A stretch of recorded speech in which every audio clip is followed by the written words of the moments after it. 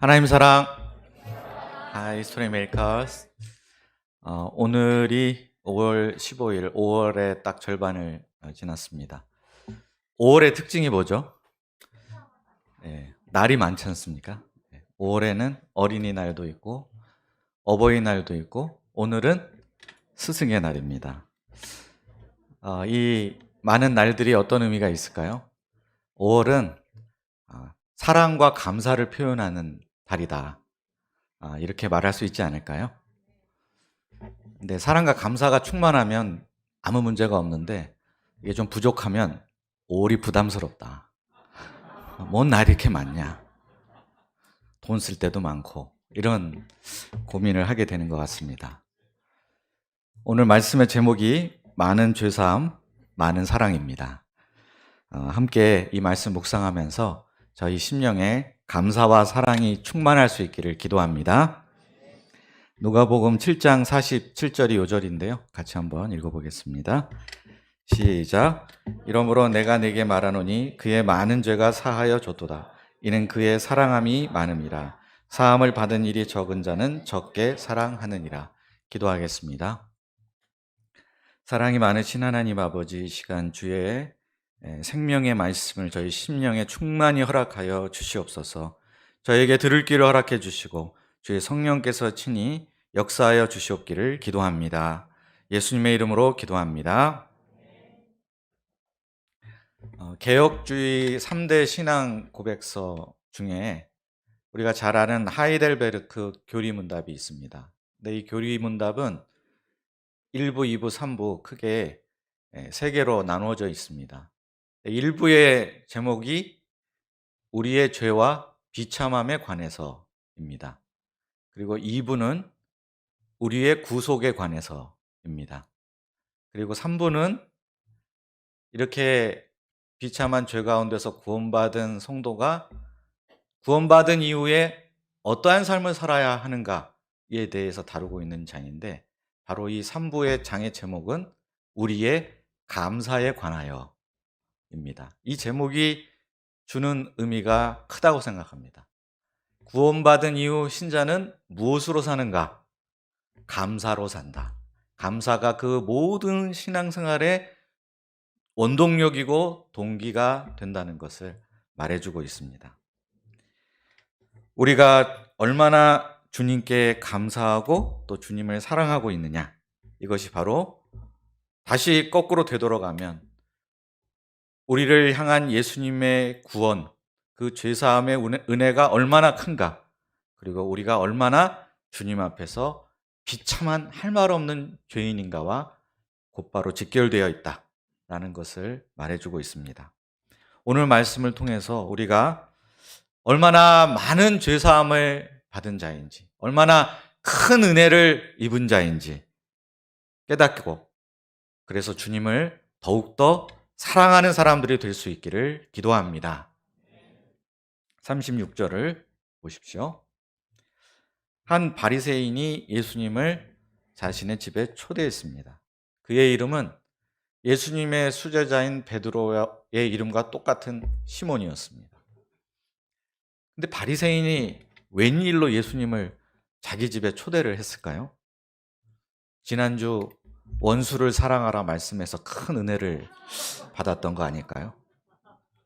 아니면 그냥 예수님이 요즘 많이 뜨고 있는 분이라고 하니까 호기심에서 누군지 알고 싶어서 초청한 것일까요?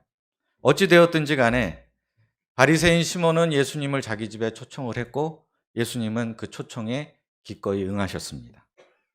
37절을 보십시오. 식사가 시작이 되었는데 거기에 한 여자가 나타났습니다. 한 여자가 이 자리에 나타난 것 그 자체가 특별하거나 이례적인 일은 아닙니다. 당시 이런 식사 자리에는 동네 사람들이 와서 초대받은 손님이 하는 이야기를 곁에서 함께 듣는 일이 아주 흔했다고 합니다. 그런데 문제는 이 여자가 보통 여자가 아니라 죄를 지은 여자로 온 동네에 소문이 나 있는 여자였다라는 것이 문제였습니다. 도대체 이 여인은 어떤 죄를 지었을까요? 주가 조작을 했을까요? 아니면 뭐 남의 남편을 유혹해서 가정을 파탄내기라도 했을까요? 많은 성경학자들은 온 동네가 아는 공인된 죄인이었다는 점에서 이 여자가 매춘부였을 것이라고 추정을 합니다. 정말 그런지 여부는 확실하게 알 수는 없지만 분명한 것은 이 여자가 많은 사람들로부터 공개적으로 죄인이라는 낙인을 받은 사람이라는 사실입니다. 이런 여자가 다른 집도 아니고 바리새인의 집에 나타났다. 이것만으로도 엄청난 파격입니다. 그런데 아직 놀라기가 이릅니다. 다음에 그녀가 하는 행동이 더욱더 파격적입니다.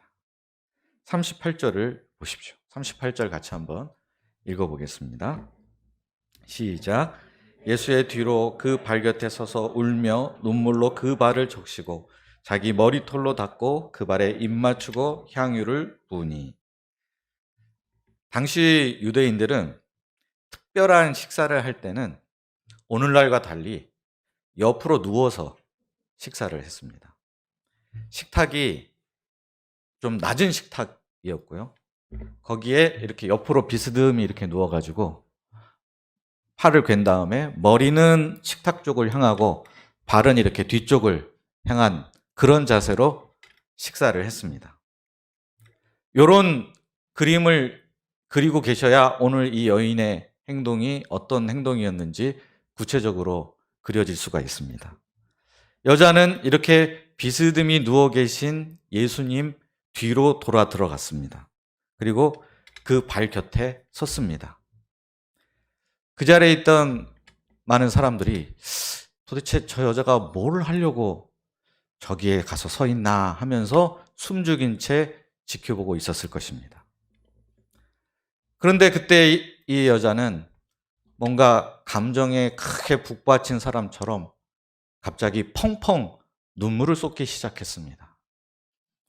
그저 뭐 훌쩍이면서 눈물을 글썽이는 정도가 아니라 마치 눈물샘이 터진 것처럼 눈물이 줄줄줄 흘러나왔고 그 흐르는 눈물이 멈추지 않았습니다. 여자가 얼마나 많이 울었는지 예수님의 발이 여인이 흘린 눈물로 인해서 흥건히 젖을 정도였습니다. 그러자 이 여인은 갑자기 자신의 머리카락을 팍 하고 풀어헤치더니 그 머리카락으로 예수님의 발을 수건 대신 닦기 시작했습니다. 아주 구석구석 발가락 사이까지 정성스럽게 머리카락으로 닦아드렸습니다. 당시 유대인의 관습에 여인이 공중 앞에서 이렇게 머리카락을 풀어 헤친다는 것은 아주 수치스러운 일로 여겨졌습니다. 당시 문헌에 따르면 이런 행동을 했다는 이유만으로 이혼을 당한 그런 사례도 있을 정도입니다.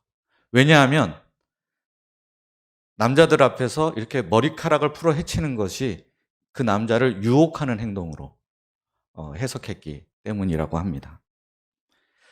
사람들은 이 순간 무릎을 탁 쳤을 겁니다. 그러면 그렇지. 저 여자가 이제는 하다 안 돼가지고 우리 마을에 온 선지자까지 유혹하려고 하는구만 하면서 쯧쯧 혀를 차며 수군거렸을 것입니다. 그러나 여자는 이런 것에 전혀 아랑곳하지 않았습니다. 정성스럽게 자신의 머리카락으로 예수님의 발을 닦아드린 후에는 그 발에 입 맞추기를 멈추지 않았습니다. 이것만 해도 정말 놀라운데 이게 끝이 아니었습니다. 여자는 자신이 미리 준비해온 향유 옥합을 열었습니다. 사람들은 한두 방울 정도 예수님의 발 위에 떨어뜨릴 줄 알았습니다. 근데 그게 아니었습니다. 그 옥합을 그냥 들이부어버렸습니다. 이 향유는 매우 값비싼 것이었습니다. 당시 여인들이 한두 방울씩 평소에 저축을 해놓다가 팔아서 결혼 지참금으로 사용하는 이런 경우가 많았다고 합니다. 그런데 이 여자는 이렇게 값비싸고 귀한 향유를 아낌없이 예수님의 발 위에 부어드린 것입니다. 이것은 어떤 의미가 있을까요? 지금 내 앞에 계신 이 예수님이 내가 가진 가장 귀한 것을 아낌없이 부어드려도 될 정도로 나에게 있어서 가장 소중한 분, 가장 존귀한 분이시다라는 것을 표현하고 있는 것입니다. 그런데 이것을 그녀는 말이 아닌 행동으로 고백하고 있습니다. 그러고 보면 오늘 본문 말씀에서 이 여인은 단 한마디도 하지 않습니다. 마치 벙어리가 된 사람처럼 아무런 말도 하지 않습니다. 그렇지만 그녀가 보이는 행동 하나하나가 100마디 말, 1000마디 말보다 더 큰 메시지와 감동을 우리에게 주고 있습니다. 여기서 질문을 하나 던져보겠습니다. 이 여인은 오늘 이 바리새인 시몬의 집의 식사 자리에서 처음 예수님을 만난 것일까요? 암만 생각해봐도 그런 건 아닌 것 같습니다. 만약에 그렇다면 지금 이 여인이 예수님께 보이고 있는 이 수많은 행동을 설명할 길이 난감합니다. 또 이후에 예수님께서 비유로 하신 말씀, 또 여인에게 하신 말씀을 종합해 보면 이 여인은 전에 예수님을 만난 적이 있다는 것이 거의 확실해 보입니다. 이 여자와 그럼 예수님의 첫 만남은 어떠했을까요? 성경에는 전혀 기록이 나와 있지는 않습니다. 그렇지만 우리는 오늘의 이 정황을 보면서 그 첫 만남이 어떠한 만남이었을까 유추해 볼 수는 있을 것입니다. 제가 이 질문을 말씀 공부 중에 드렸을 때 한 목사님이 이 여자가 혹시 요한복음 8장에 나오는 간음하다가 현장에 잡혔던 그 여자 아닐까요? 라고 말씀하셨습니다. 상당히 신빙성이 있다라는 생각이 듭니다. 설령 그 요한복음 8장의 그 여인이 아니라 할지라도 이 여인과 예수님과의 만남은 그와 비슷한 종류의 만남이지 않았을까 충분히 짐작해 볼 수 있습니다. 사람들은 이 여인을 공인된 죄인으로 낙인 찍고 볼 때마다 손가락질을 했습니다. 이 여인 스스로도 이런 삶을 살고 있는 자기 자신을 도무지 용서할 수 없었습니다. 그리고 나는 일생 이 불행한 삶의 구렁텅이에서 도무지 벗어날 수 없을 거야. 그렇게 결론을 내리고 어두운 인생을 살고 있었습니다. 그러던 어느 날 예수님께서 그녀에게 다가오셨습니다. 그리고 내 죄사함을 받았느니라 하시는 오늘 48절에도 나오지만 이 음성은 예수님이 그녀에게 처음 하신 음성이 아닐 것이고 그 첫 만남 때 그때 이 여자에게 주셨던 그 음성이었을 것입니다. 이 주님의 음성은 여인에게 구원의 메시지요, 희망의 메시지였습니다. 나같이 더럽고 추한 죄인까지 용서하시다니. 정말 믿기 힘든 놀라운 은혜와 사랑의 메시지였습니다. 그녀는 이때 정말 길고 긴 인생의 어두운 터널을 끝없이 달려오다가 이제서야 그 터널의 끝이 나오고 그 끝으로부터 한 줄기 빛이 임하는 것 같은 그런 느낌을 받았을 것입니다. 이후에 그녀를 대하는 사람들의 태도에는 큰 차이가 없었습니다. 여전히 사람들로부터 많은 냉대를 받았지만 예수님이 나를 내 모습 이대로 영접하시고 용서하셨다는 그 비밀을 가슴에 간직하고 살았기 때문에 이전과는 전혀 다른 새로운 인생을 살게 되었습니다. 날이 갈수록 나를 이 어둠과 죽음의 긴 터널에서 건져내 주신 예수님께 대한 감사와 사랑이 차곡차곡 쌓여만 갔을 것입니다. 그런데 어느 날 예수님이 자신이 살고 있는 동네에 다시 오셨다는 소식을 듣게 됐습니다. 이때 여인이 어떤 생각을 했을까요? 예수님, 사모하는 예수님이 다시 오셨다. 이 예수님을 향한 나의 감사와 사랑을 내가 가진 가장 귀한 것을 들여서 어떻게든 표현하고 싶다라는 마음이 들지 않았겠습니까? 그래서 내가 가진 가장 귀한 게 뭐지? 하고 주위를 둘러봤더니 향유가 담긴 옥합이 보였습니다. 그녀의 보물 제1호였습니다. 이때 이 여자는 주저함 없이 향유 옥합을 들고 집을 나섰습니다. 이것을 주님께 온통 쏟아 부어드림으로 주님을 향한 나의 감사와 사랑을 표현하고 싶었습니다. 그런데 문제가 있었습니다. 하필이면 예수님이 바리새인 시몬의 집에 계시다는 것이었습니다. 그 동네의 허구많은 집 중에 왜 하필이면 바리새인의 집에 계실까요? 평소에는 잘 가시지도 않았는데. 그때 고민이 되었을 것입니다. 바리새인 시몬이 얼마나 자기를 벌레 보듯 하는가 이미 잘 알고 있었습니다. 또 그 자리에 가면 동네 사람들이 얼마나 자신을 향해서 손가락질하고 비난을 할 것인가도 너무나 뻔한 상황이었습니다. 그래서 잠깐 고민을 했지만 아무도 이 여인의 발걸음을 막을 수 없었습니다. 예수님을 향한 이 여인의 사랑을 막을 수 있는 것은 아무것도 없었습니다. 아무도 이 여자의 헌신을 말릴 수 없었습니다. 이때 바리새인의 집에 있던 사람들은 이 여자의 모습을 보고 어떤 생각을 했을까요? 예수님을 유혹하려 한다라고 생각했을까요? 아니면 이제는 아예 미쳤구나, 돌아버렸구나 라고 생각을 했을까요? 적어도 우리는 한 사람, 바리새인 시몬이 이 상황, 이 모습을 보며 무슨 생각을 했는지 누가복음의 기록을 통해서 알 수 있습니다. 39절을 보겠습니다. 39절도 함께 한번 읽어보겠습니다. 시작.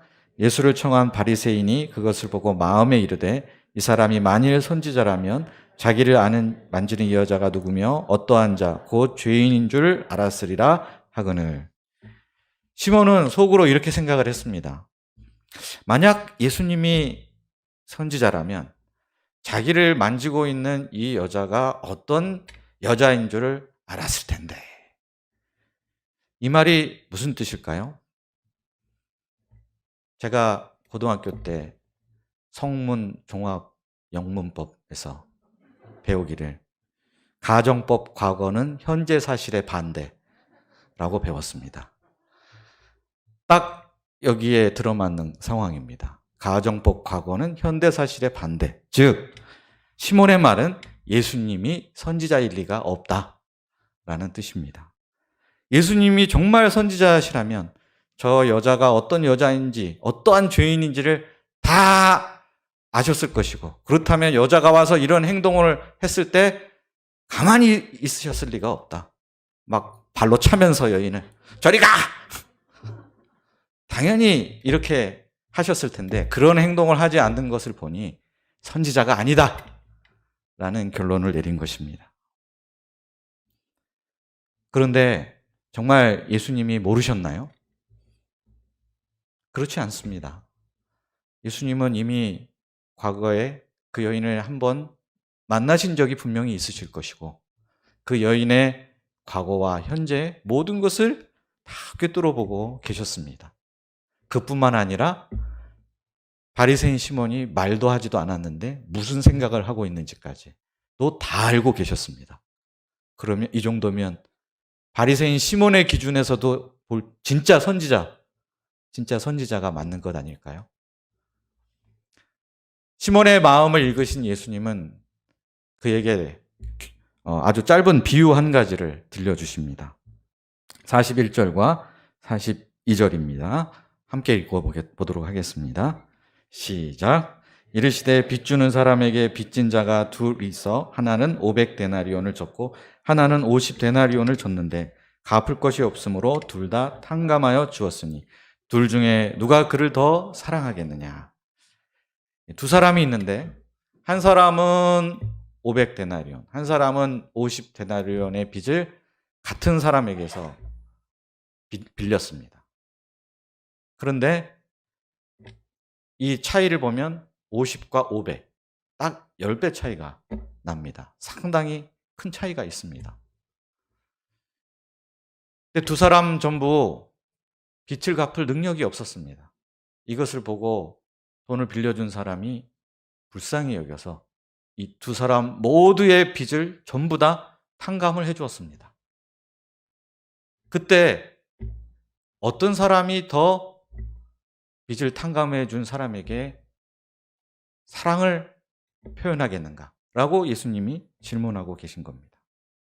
그런데 예수님 당시에 쓰이던 이 아람어에는 감사하다라는 뜻의 동사가 없습니다. 그래서 사랑하다라는 동사를 가지고 감사하다라는 뜻을 표현을 할 때도 사용하기도 했습니다. 그래서 이 본문의 말씀을 이런 맥락에서 우리가 이해해 보면 누가 더 사랑하겠느냐라고 질문한 것일 수도 있고 누가 더 감사하겠느냐라고 질문한 것일 수도 있습니다. 그러면 이에 대한 시몬의 대답이 어떻습니까? 43절을 보십시오. 시몬은 오래 생각할 것도 없다는 듯이 즉각 대답을 했습니다. 내 생각에는 많이 탕감을 받은 사람입니다. 아니, 은혜를 많이 받았으면 더 많이 감사하고 더 많이 사랑하는 거 당연한 거 아닙니까? 예수님께서는 시몬의 대답이 옳다 하시며 방금 말씀하신 비유를 현재 상황에 적용해 주십니다. 44절부터 46절에서 예수님은 세 가지 면에서 시몬과 이 여자를 비교하십니다. 시몬은 예수님이 오셨는데 발 씻을 물을 드리지 않았습니다. 또 예수님을 맞이할 때 입을 맞추지도 않았습니다. 또 예수님의 머리에 감람유도 붓지 않았습니다. 이렇게 들으면 시몬이 예수님을 초대해 놓고 엄청난 무례를 범한 것 같다라는 느낌이 들 수 있습니다. 하지만 꼭 그런 것만은 아닙니다. 당시에 특별한 손님이 왔을 때만 이렇게 발 씻을 물을 주고 입을 맞추고 또 감람유를 부어 드렸다고 합니다. 그러니까 이 바리새인 시몬은 특별히 무례를 범했다기보다는 예수님을 그저 그냥 여느 숱한 평소에 자주 오던 손님들 중에 한 사람인 것처럼 그저 그렇게 대했을 뿐입니다. 예수님을 전혀 특별한 손님으로 여기지 않았다는 것입니다. 반면에 이 여자는 눈물로 예수님의 발을 씻기고 자신의 머리털로 닦아드렸습니다. 또한 예수님의 발에 입 맞추기를 그치지 않았습니다. 뿐만 아니라 감람유가 아닌 값비싼 향유를, 그것도 한 방울 두 방울이 아니라 향유 옥합 전체를 부어서 주님께 드렸습니다. 감히 초대한 주인조차 엄두도 내지 못할 지극한 섬김으로 예수님을 영접한 것입니다. 이 두 사람은 왜 이렇게 큰 차이가 나는 것일까요? 예수님께서 직접 그 이유를 우리에게 밝혀주십니다. 오늘 요절 말씀인 47절입니다.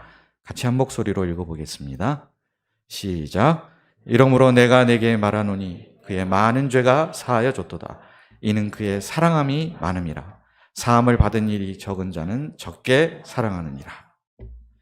예수님의 이 말씀은 그냥 우리가 얼핏 들으면 여자가 많이 사랑했기 때문에 많은 죄가 용서받았다는 말처럼 들릴 수도 있습니다.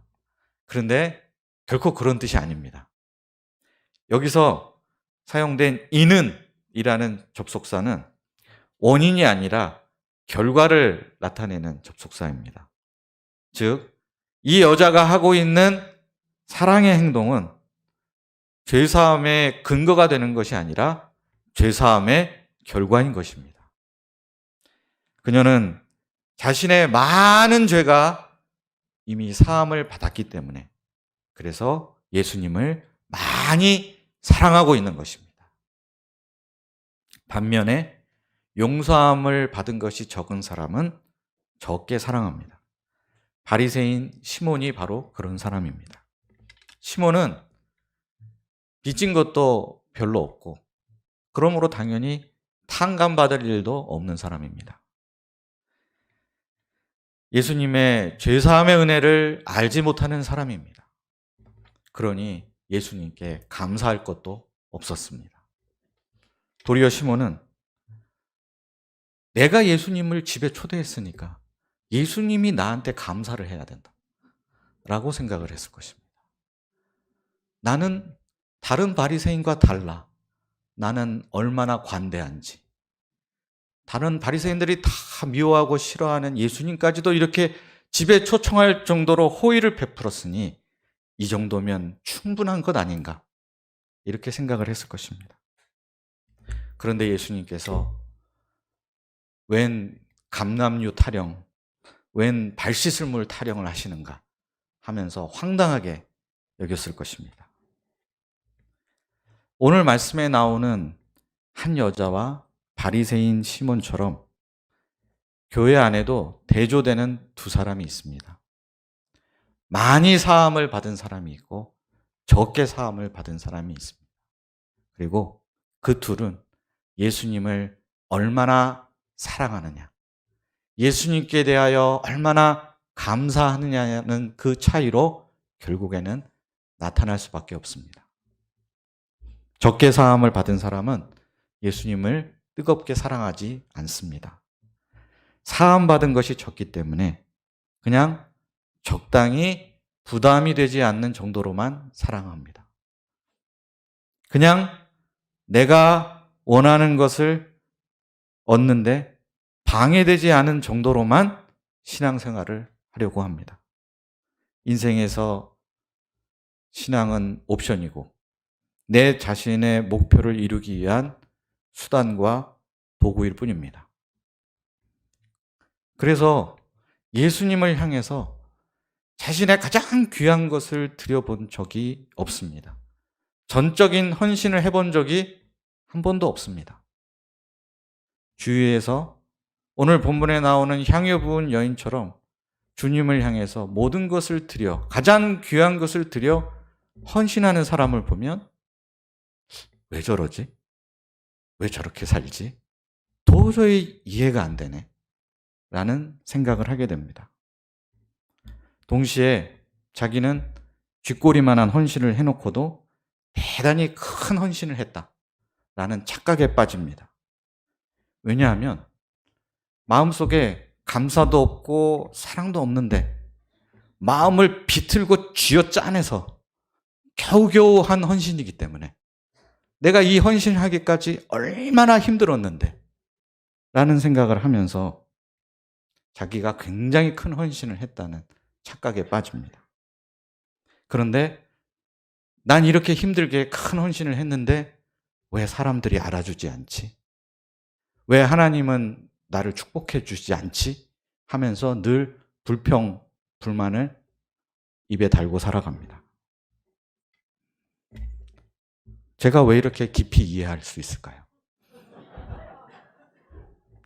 저도 그랬기 때문에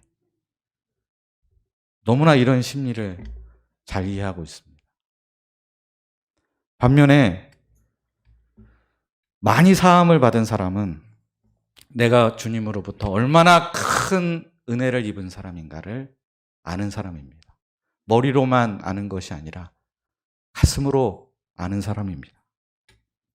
나 같은 죄인을 살리신 주 은혜가 얼마나 놀라운지.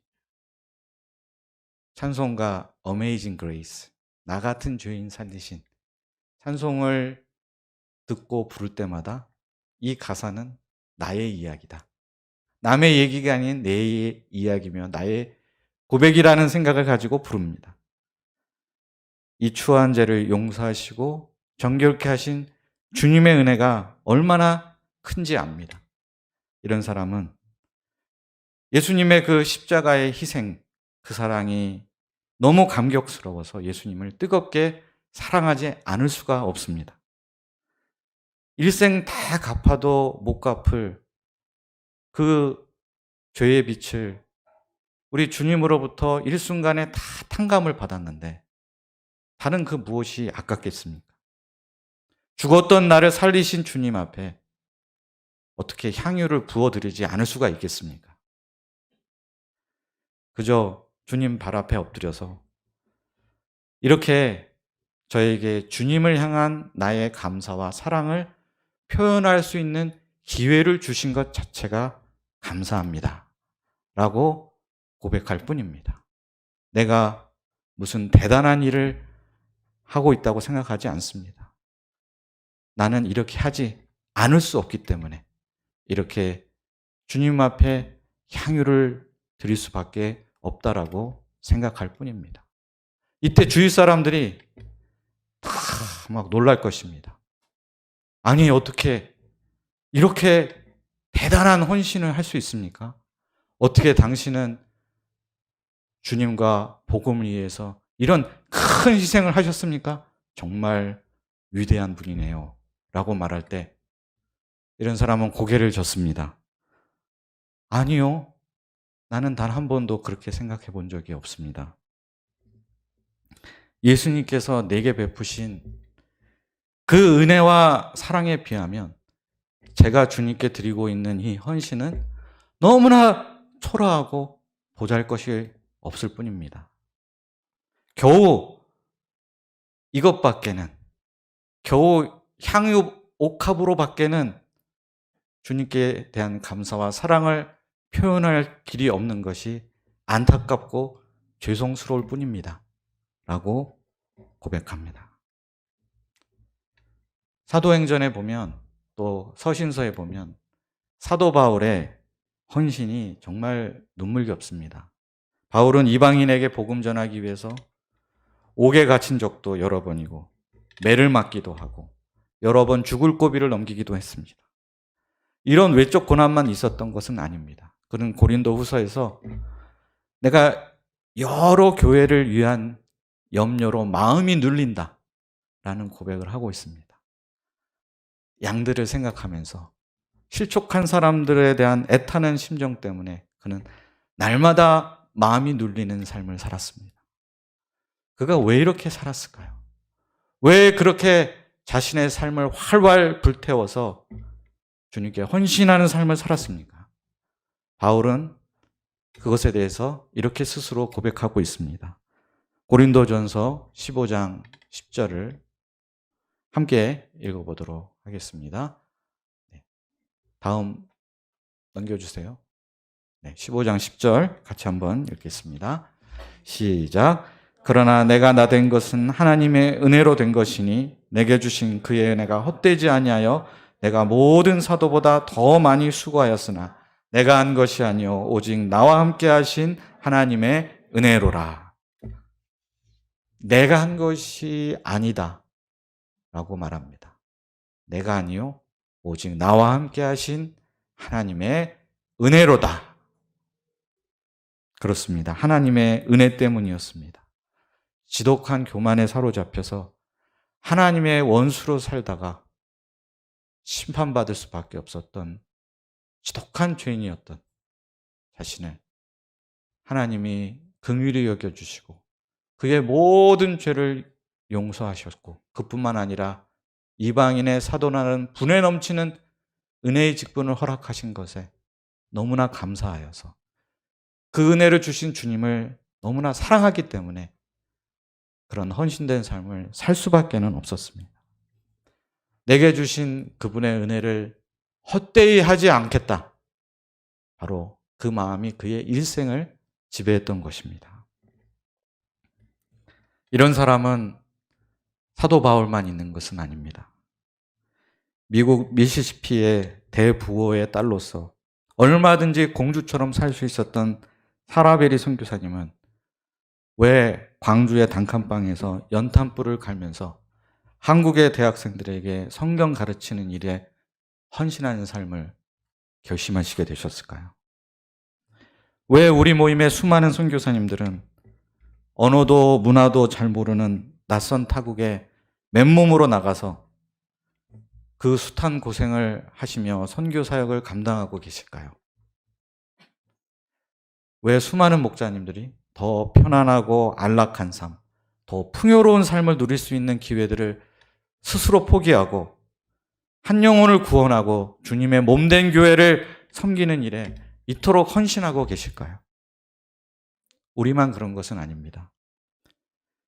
지금도 여러 캠퍼스 선교단체의 많은 간사들이 최저임금도 안 되는 사례비로 근근히 버티면서 아침부터 밤늦게까지 캠퍼스를 누기며 학생들을 섬기고 있습니다.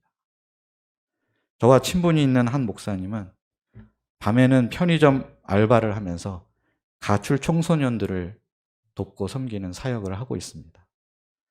그분은 자기 집에 아예 가출 청소년들을 데려다가 같이 살면서 같이 잠을 자고 같이 밥을 먹으면서 그들에게 성경을 가르치고 복음을 전하고 있습니다.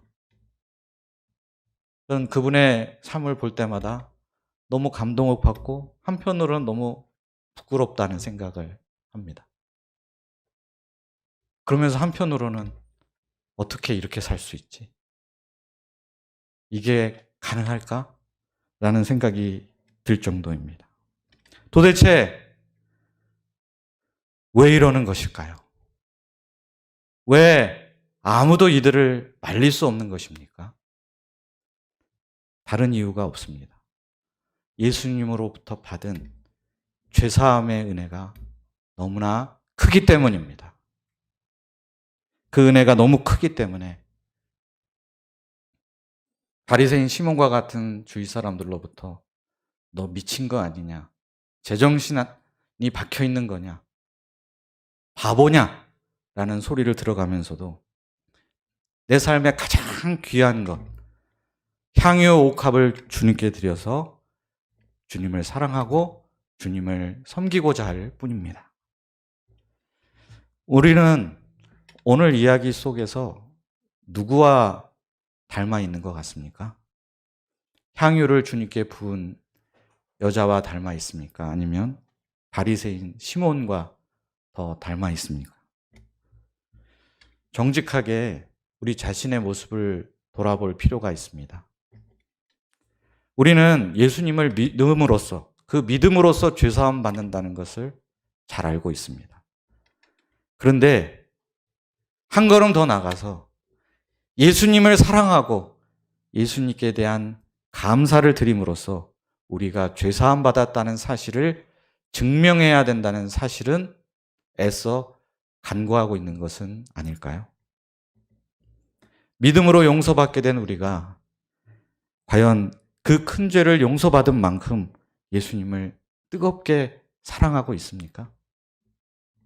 아니면 그 은혜는 당연한 것으로 여기고 어느새 의인의 심정을 갖고 있는 것은 아닙니까?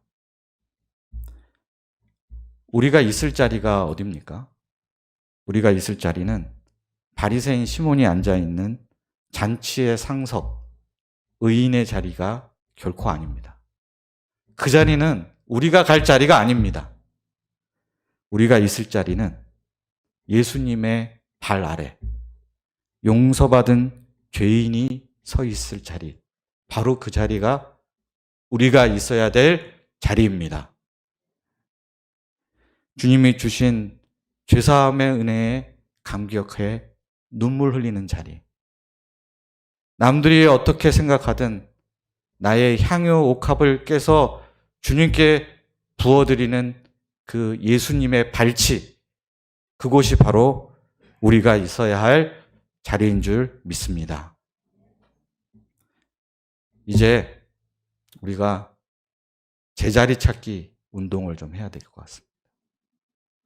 원래 처음에는 예수님 발 아래 있었는데 어느새 슬금슬금 올라가더니 잔치의 상석 근처로 이동하고 있는 내 자신의 모습이 있지는 않은지 돌아볼 때입니다. 적게 사함받은 자리에서 이제는 내려와서 그 자리를 이제 다 정리하고 이제부터는 많이 사함받은 사람의 자리, 그 예수님의 발 아래로 내려갈 수 있기를 기도합니다. 그래서 우리가 그 예수님의 발 아래에서만 누릴 수 있는 놀라운 사죄의 은혜, 하나님의 은혜, 예수님을 마음껏 사랑할 수 있는 특권과 기쁨을 누릴 수 있게 되기를 기도합니다. 기도하겠습니다. 사랑이 많으신 하나님 아버지,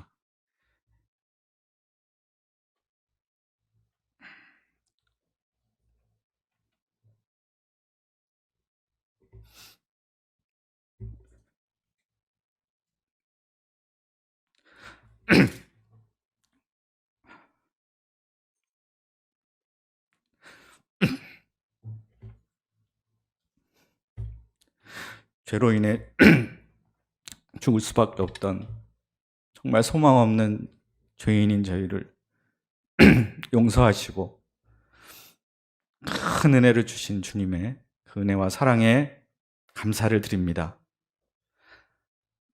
어느새 우리가 그 은혜가 얼마나 큰가를 잊어버리고 잔치의 상석을 지향하고 거기가 마치 당연히 내가 있어야 할 자리인 양 여기지 않았는지 자신을 돌아봅니다. 주님, 이제 우리가 자기 자리를 찾아가게 도와주시옵소서. 예수님 발 아래서 그 은혜에 감격해 눈물을 흘리며 내게 있는 가장 귀한 것을 드려 주님께서 내게 주신 은혜에 대한 감사, 주님을 향한 사랑을 마음껏 표현하는 그 자리로 가게 하여 주시옵소서. 오직 그 자리에서만 누릴 수 있는 죄사함의 은혜, 그 풍성한 사랑을 누리게 하여 주시옵기를 간절히 기도합니다. 예수님의 이름으로 기도합니다.